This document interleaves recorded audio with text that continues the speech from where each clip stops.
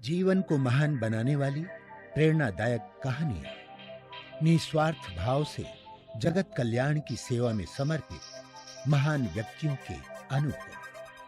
प्रजापिता पिताश्री ब्रह्मा एवं मातेश्वरी जगदम्बा सरस्वती के संग के रंग, ईश्वरीय यज्ञ इतिहास की झलकियां तथा परमात्म शक्ति अनुभूति से अपना जीवन श्रेष्ठ बनाने के लिए देखिए कार्यक्रम प्रेरणा। दीपक देता है रोशनी फैलाने की प्रेरणा, फलदायी वृक्ष देता है देने की प्रेरणा, मधुबन देता है महकते रहने की प्रेरणा, महान व्यक्ति देते हैं जीवन जीने की प्रेरणा। आओ प्रेरणा से दें हम सभी को प्रेरणा।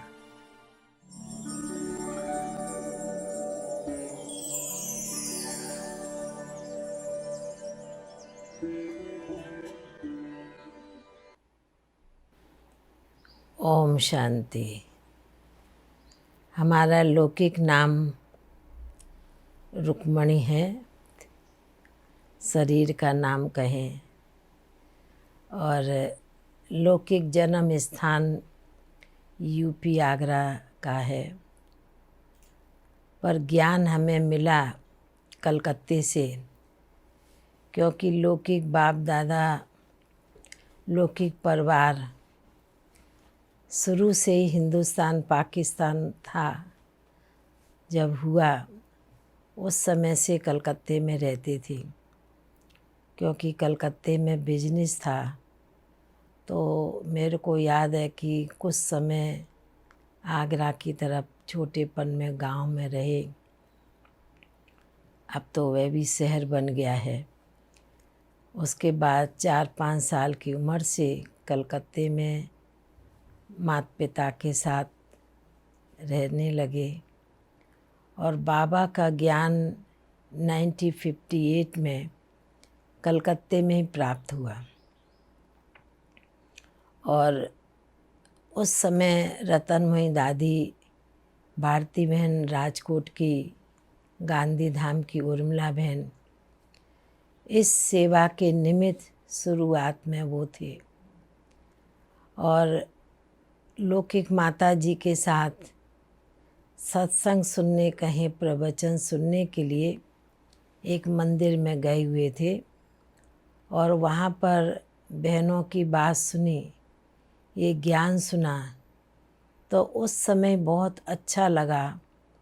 और उस समय हमें बड़े शांति के अनुभव होने लगे, और उस आधार से जैसे कि ज्ञान की मंजिल पर चलना शुरू किया।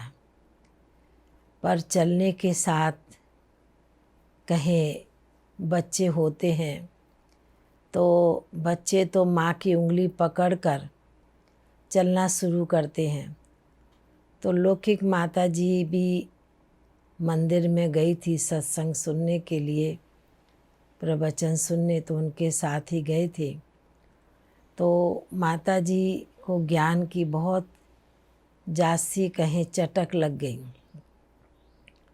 और उनके साथ भी जब तक बच्चे थे तब तक आना जाना सेंटर पर चालू हुआ। और वह सेंटर भी था, साकार बाबा ने उस छोटे से स्थान पर बहनों को रखा। और 1964 में मम्मा भी उस मकान में छोटे से स्थान पर रही।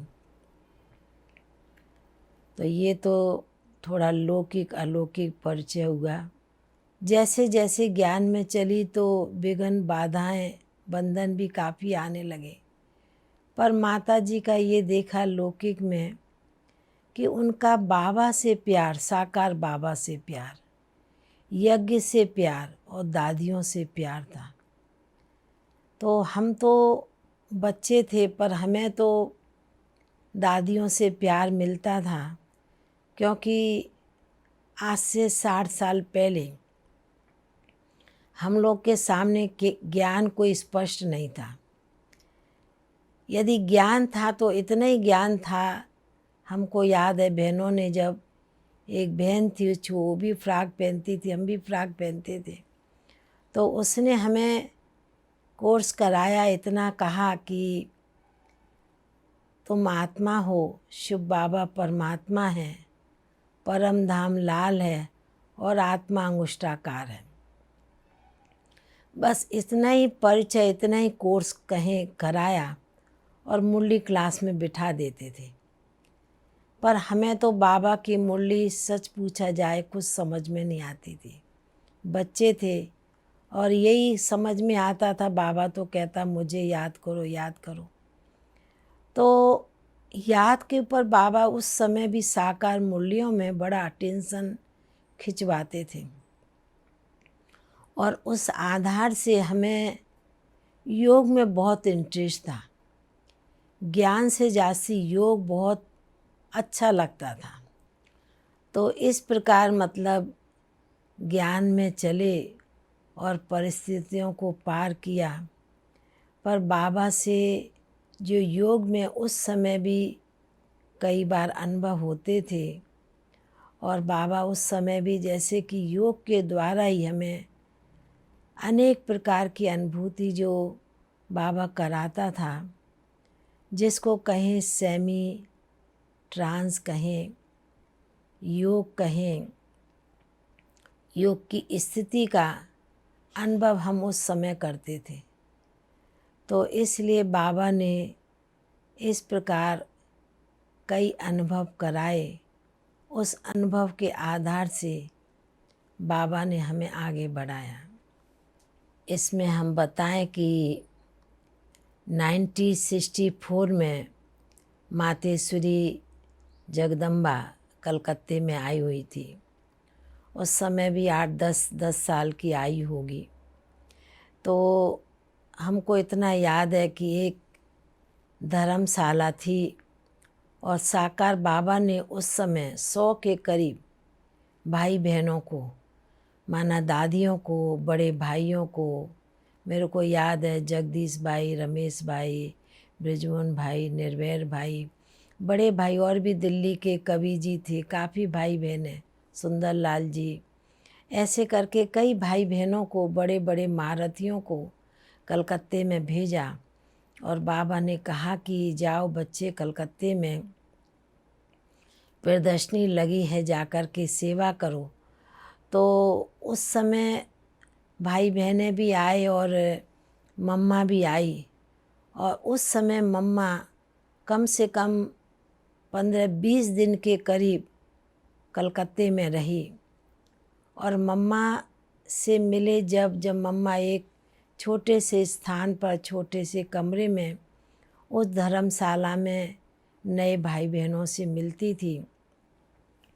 तो मेरे को याद है हम भी जब छोटे थे तो हम लोग भी भाग भाग के थोड़ा दूर से देखते थे, झांकी लगाते थे। तो मम्मा हाथ का इशारा करके हमें बुलाती थी और बुलाकर मम्मा मुख में टोली डाल देती थी और फिर कहती जाओ अभी सेवा करो, भाग भाग के सेवा करो। क्योंकि बच्चे थे तो बच्चे तो झट सीधे कभी किसके पास कभी किसके साथ ऐसे सेवा करने जुट जाते थे। तो उस समय भी मम्मा ने यही कहा कि ये बच्ची होनहार ब्रह्मा कुमारी बनने वाली है। तो जैसे कि उस समय तो समझ नहीं थी कि कोई मम्मा का ये वरदान है या कोई आशीर्वाद है, ये जानते नहीं थे। उसके बाद तो मम्मा वापस अपने स्थान पर आबू में आ गई मम्मा। और फिर बाबा की भी पालना उतनी लिया।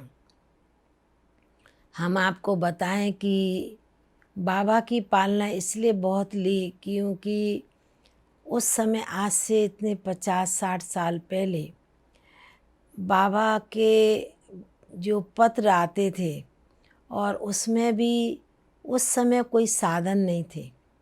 उस समय पत्र व्यवहार ही चलता था, कोई कहीं टेलीफोन या मोबाइल तो था ही नहीं।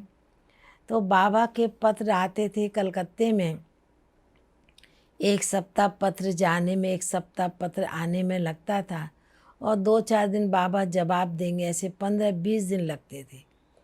तो बाबा को कई बार हमने पत्र लिखा, और कई बार बाबा का पत्र का जवाब, क्योंकि उस समय तो भाई बहनें बहुत थोड़े 20-25 के करीब ही थे, तो बाबा का बड़ा स्नेह भरा पत्र आता रहता था। और हम तो बंधन में होते हुए, लौकिक माँ और हम, तो बाबा को इतना प्यार से पत्र लिखते थे, अपना सारा दिल का समाचार, हालचाल, यहाँ तक कि अपनी सारे दिन की दिनचर्या भी बाबा को लिख के भेजते थे। इतने बजे स्कूल गए, इतने बजे पढ़ाई पढ़ी, माना हर कर्म का बाबा को जैसे कहीं दूर बैठे साक्षात्कार कराते थे। तो मेरे को याद है कि इतना बाबा का पत्र का जवाब हमेशा हमें आया करता था। तो एक बार तो मेरे को याद है, जब मैं 13-14 साल की थी, तो बाबा ने पत्र लिखा कि बच्ची आखिर है कौन जो इतना बाबा को पत्र लिखती है। तो बाबा बच्ची का फ़ोटो तो देखे। तो हमने उस समय जब 12-13 साल की थी, तो साकार बाबा को स्कूल ड्रेस में अपना फ़ोटो खिंचवा कर बाबा को भेजा। तो इस प्रकार बाबा की, साकार बाबा की बहुत पालना ली। और दूसरी पालना हमने जब छोटे थे, और मेरे को साकार बाबा ने एक बार परदादी के साथ गुल्लक भंडारी भेजी। तो लकड़ी की भंडारी थी और बच्चे थे, तो लौकिक बाप 2 भाइयों के बीच में एक ही थी, लाड प्यार से रहे। तो लौकिक बाप जब भी दुकान में जाते थे, तो जितनी रेजगारी होती थी वो हमें दे के जाते थे। तो हम उस रेजगारी को 25 पैसा, कभी 50 पैसा रख लेते थे, क्योंकि स्कूल से लौटेंगे तो रिक्शे में आएंगे, कभी पैदल भी आते थे। उतना पैसा रखती थी, बाकी भंडारी में डाल देती थी। तो भंडारी जब भर जाती थी, तो दीदी दादियाँ जब मधुबन जाती थी, तो बाबा को वो भंडारी में भेजती थी। तो उसके रिटर्न में बाबा ने, साकार बाबा ने हमें 2-3 बार फ्रॉक भेजी, 3 बार। तो इस प्रकार बाबा की बहुत, कहें एक सूक्ष्म, कहें साकार, कहें पालना ली। अब तीसरा बाबा का वरदान किस प्रकार साकार होता वो सुनाती हूँ। कि 1967 में प्रदर्शनियाँ तो कई बार कलकत्ते में हुई, 1964, 65 में, 67 में। तो एक बार बाबा ने पत्र लिखा कलकत्ते में परदादी को, क्योंकि परदादी पहले बॉम्बे में रही 1960, 1964 तक, और 4 के बाद 94 से 64 से परदादी कलकत्ते में आई। तो परदादी ने बहुत धूमधाम से प्रदर्शनी लगाई थी। तो बाबा ने उस समय परदादी को पत्र में लिखा कि जो बच्चे जासी पार्टी समझाएंगे बाबा उसको इनाम देगा। तो मेरे को बड़ा मन में आया कि मैं जासी से जासी पार्टी समझाऊं तो बाबा का हमें कोई अच्छा इनाम मिलेगा। और परदादी भी हमें उसी अनुसार, जो बुजुर्ग भाई लोग होते थे उनका ग्रुप देती थी समझाने के लिए। तो मैं बड़े प्यार से उन्हें समझाती थी, और एक लकड़ी छड़ी भी परदादी हमें देती थी समझाने के लिए।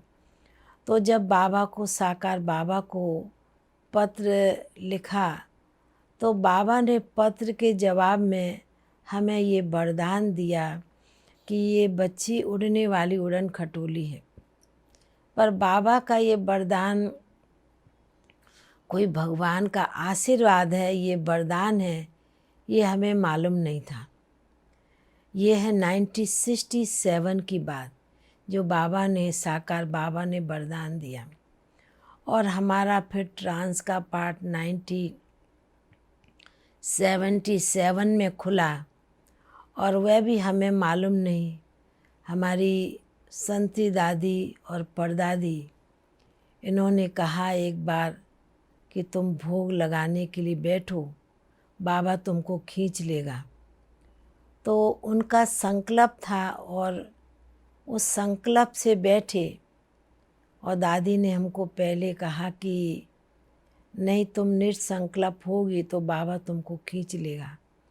तो पहली बार में 1977 में बाबा ने हमें खींचा।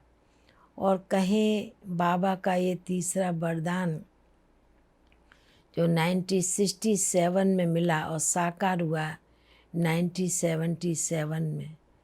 इस प्रकार कहें बाबा के और दादियों के वरदानों से अभी तक चल रहे हैं, पल रहे हैं और बाबा चला रहा है।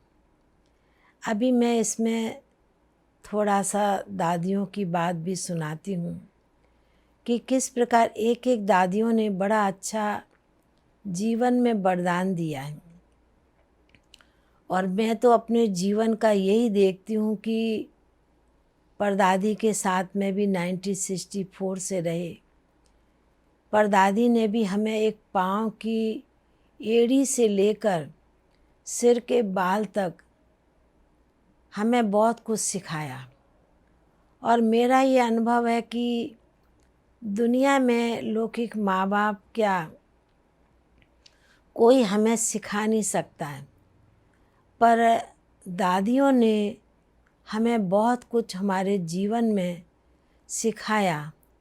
जिस प्रकार मैंने कहा कि पाँव की एड़ी से लेके सिर की चोटी तक, जिसमें थोड़े शब्दों में सुनाऊंगी। जिस प्रकार जैसे पाँव होते हैं, हमारा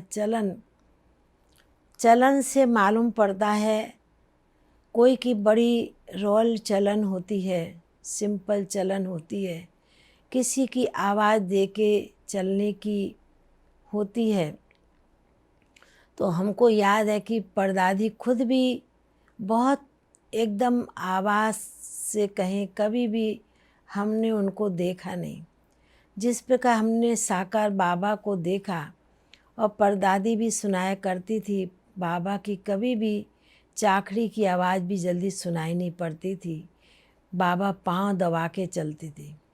इसी प्रकार परदादी भी जब चलती थी, एक कमरे से अपने कमरे से निकलकर ऑफिस में जाती थी, तो उस समय भी हमने देखा परदादी जब क्रॉस करके जाती थी कमरे से ऑफिस की तरफ, तो उनके वाइब्रेशन आते थे कि परदादी जा रही, पर हमने कभी भी उनकी चप्पल की आवाज़ नहीं सुनी। तो इस प्रकार जैसे उनने हमें भी चलना सिखाया, क्यों कहा उसके लिए भी सुनाया कि चलना भी ऐसा होना चाहिए जो धरती माता को भी कभी दुख ना हो। क्योंकि जिस धरती पर हम बैठे हैं, इतनी धरती माता हम सभी का बोझ सहन करके बैठी है। यदि हम उस प्रकृति को, उस धरती माता पर जोर से आवाज़ से चलते हैं तो उसको भी दुख होगा। इसी प्रकार शरीर के सभी अंग कहें, कर्म इंद्रियाँ कहें, उनके बारे में तो परदादी ने बहुत कुछ सिखाया। क्योंकि जीवन के 50 साल उनके साथ रहे, 1964 से लेके 2013 तक। और सिर के बाल की जो मैं बात सुना रही थी, मेरे को याद है कि हमको याद है कि कई बार कई बहनें, हर एक के अपने अपने संस्कार आदत होती है, पर हमारे तो लौकिक से ऐसे संस्कार थे। लौकिक परिवार में लौकिक बाप को भी इतनी सफाई, स्वच्छता, और माता जी तो भक्ति भावना वाली थी पहले से। तो लौकिक में भी कभी हमने एक दूसरे की, परिवार में 5 जन थे और 5 की कंघी अलग, बर्तन अलग, टुवाल अलग, हर चीज़ बिस्तर अलग होता था, कभी एक दूसरे का यूज नहीं किया। तो ऐसे परिवार में शुरू से पले, पर सेंटर में देखते थे कभी कभी बहनें, कभी जल्दबाजी में कहीं जाना है तो किसी की भी कंघी उठाकर सिर में लगा लेते थे। यदि जिस स्थान से उठाई है उस स्थान पर नहीं रखेंगे तो जिसकी चीज़ है वो ज़रूर ढूंढता है। तो परदादी को मालूम पड़ता था और बहन आवाज़ करती थी, कहती मेरी कंघी मिलती नहीं, किसने उठा ली।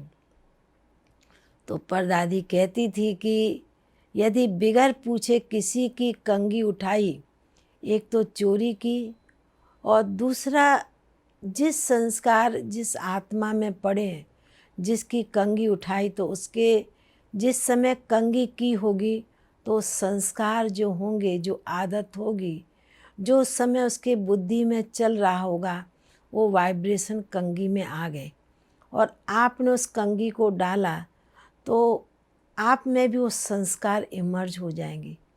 तो आप समझ सकते हैं कि किस प्रकार दादियाँ हमें एक एक छोटी छोटी सूक्ष्म बात हैं जिसका कोई ज्ञान दुनिया भी ना स्कूल में, ना टीचर कोई दे सकता है, ना कोई गुरु समझा सकता है, पर हमारी दादियों ने प्रैक्टिकल उन बातों को कर्म से हमें सिखाया और हम लोगों ने अभी तक, मैंने अपने जीवन में उन बड़ों की बातों को, दादियों की बातों को बहुत फॉलो करके चलती हूँ। क्योंकि दादी कहती थी, परदादी सुनाती थी, जैसा कर्म हम करेंगे हमको देख के और करेंगे। तो परदादी भी अपना अनुभव सुनाती कि जैसा बाबा करते थे वैसा हम करते हैं। तो उसी प्रकार मेरा भी जीवन में लक्ष्य रहता है कि जो हमारी दादियों ने किया है और हमें सिखाया है वही हमें करना है। और जब से अपने ब्राह्मण जीवन में मैंने यही सीखा है, चाहे कुछ भी हो जाए, मुझे कोई आत्मा को किसी प्रकार से दुख नहीं देना है और मेरे मन वचन कर्म बहुत श्रेष्ठ होने चाहिए।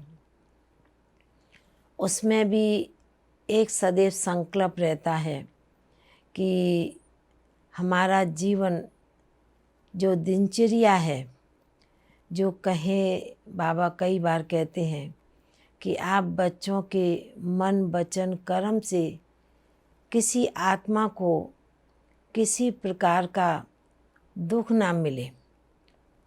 और इसमें भी सारे दिन की दिनचर्या में मेरा ऐसा लक्ष्य रहता है कि मुझे ज़रा भी टाइम वेस्ट नहीं करना है।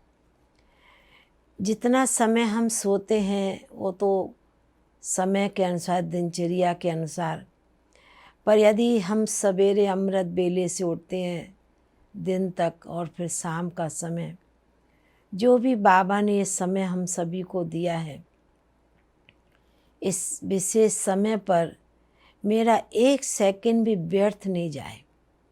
एक सेकंड का समय मेरा इधर उधर नहीं होना चाहिए।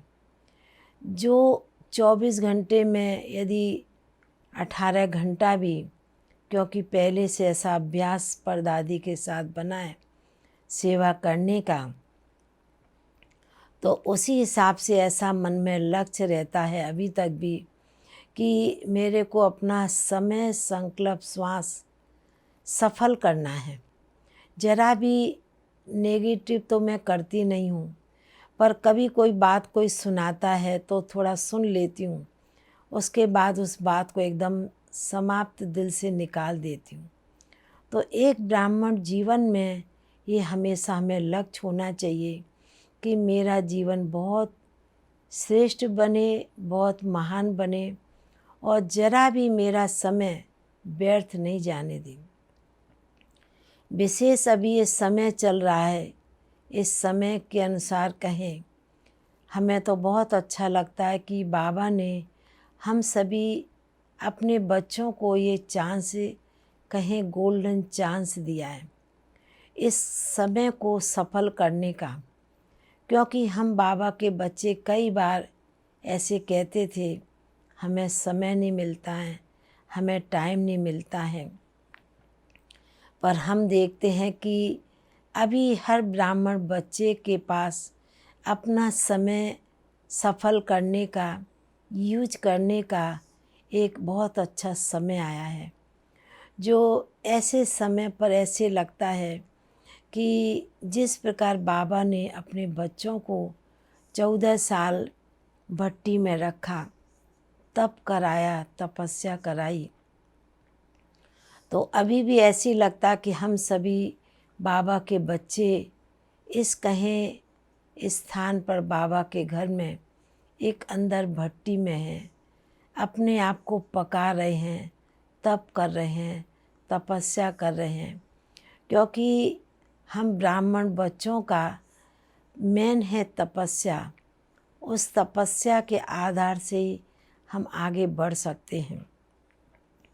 तो इसलिए हम बाबा के बच्चों को विशेष ये गोल्डन चांस मिला है, अच्छा समय मिला है, जो हम बाबा से मीठी मीठी बातें, मीठी मीठी रूह रूहान कर सकें।